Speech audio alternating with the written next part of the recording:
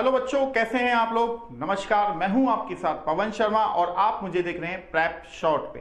तो दोस्तों, जैसा कि आप जानती हैं कि लास्ट क्लास में मैं आपके साथ कैलेंडर पढ़ा रहा था और वहां पर मैंने आपको 3 टाइप के क्वेश्चंस बताए थे। एक, किसी भी पर्टिकुलर तारीख पर यानी कि डेट पर हम क्या दिन होता है ये कैसे निकालते हैं, और उसके बाद दूसरा पॉइंट मैं निकाला था कि एक ही महीने में 10, 15, 20 या 25 दिन पहले या 25 दिन बाद क्या दिन पड़ेगा ये कैसे निकालते हैं। और तीसरा पॉइंट जो मैंने आपके साथ डिस्कस किया था वो ये किया था दोस्तों कि जब हम 3, 4, 5 महीने आगे या 3, 4, 5 महीने पीछे जाते हैं तो कैसे करते हैं।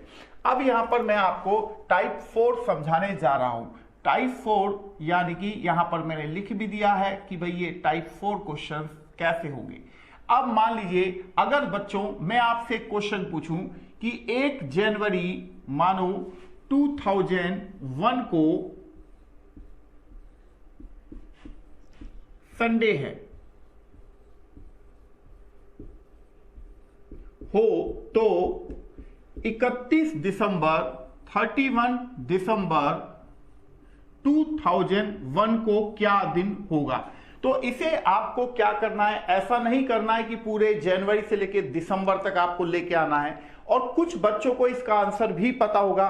पहली बात तो यह है कि इस क्वेश्चन में अगर हम देखें तो 1 जनवरी 2001 को अगर संडे हो तो ये पूछ रहा है 31 दिसंबर 2001 को क्या दिन होगा, यानी कि उसी साल फ्यूचर में क्या होगा ये हमसे पूछा जा रहा है। तो बच्चों, सिंपल ईयर जिस भी दिन से स्टार्ट होता है उसी दिन पर उसकी एंडिंग होती है। इस चीज को समझ लीजिए। देखो, अगर मैं जब 2001 में कोई भी दिन नहीं लेता हूं तो इसमें कितना होता है, 365 दिन होते हैं, राइट, 365 दिन होते हैं। बट जब मैंने 1 तारीख को संडे मान लिया है तो अब 1 तारीख के बाद इस तारीख पर पहुंचने में मुझे कितना दिन लगेगा, 364 यानी कि 364 डेज लगेंगे। अब इसे अगर हम 7 से डिवाइड करें तो एक कितने टाइम कटता है बच्चों, 52 वीक, यानी कि 364 दिन कितने दिनों के बराबर होते हैं, 52 सप्ताह, यानी कि 52 वीक के इक्वल डेज होते हैं। तो रिमाइंडर तो कुछ बच नहीं रहा है, तो यानी कि 0 बच रहा है। तो अब इसका मतलब है कि जो 0 बचा है उसे इस संडे में हम ऐड कर देंगे तो आंसर क्या हो जाएगा, यहां पर संडे हो जाएगा। तो इस तरीके से हमने पता लगाया कि सिंपल ईयर जिस भी दिन से स्टार्ट होता है उसी दिन पर उसकी एंडिंग हो जाती है। अब ये जैसे क्वेश्चन नंबर 1 था, अब इसी को अगर मैं क्वेश्चन नंबर 2 पर लेकर जाता हूं तो हम कैसे करते हैं। अब मान लीजिए अगर मैं लिखता कि 1 जनवरी 2004 को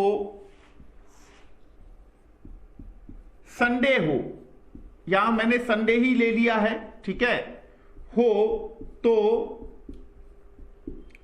31 दिसंबर 2004 को क्या दिन होगा। अब आप सभी को पता है कि जब मैं कोई भी दिन नहीं लेता 2004 में तब मुझे कितने दिन मिलते हैं, 366 दिन टोटल दिन होते हैं। 2004 में जब मैं कोई भी दिन नहीं लेता, यानी कि सिंपल अगर मैं ये पूछूं आपसे कि 2004 जो कि एक लीप वर्ष है उसमें टोटल कितना दिन होगा, तो आपका जवाब होगा कि सर लीप ईयर में 366 यानी कि 366 दिन होते हैं। अब बात यह है कि 1 तारीख को मैंने यहां संडे मान लिया है तो 366 में से मैंने 1 दिन घटाया तो कितना आया, 365 दिन आया। जैसे मैंने 1 दिन घटाया तो 364 दिन आया था ऊपर, राइट।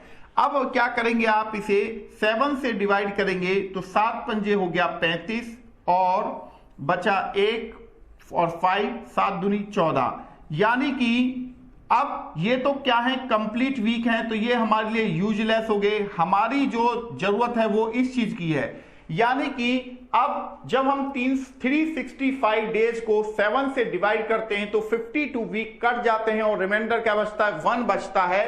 तो इस 1 को क्या करना है, क्योंकि इस डेट के अकॉर्डिंग ये डेट फ्यूचर है तो मैंने यहां संडे में 1 दिन ऐड किया तो आंसर आ गया मंडे।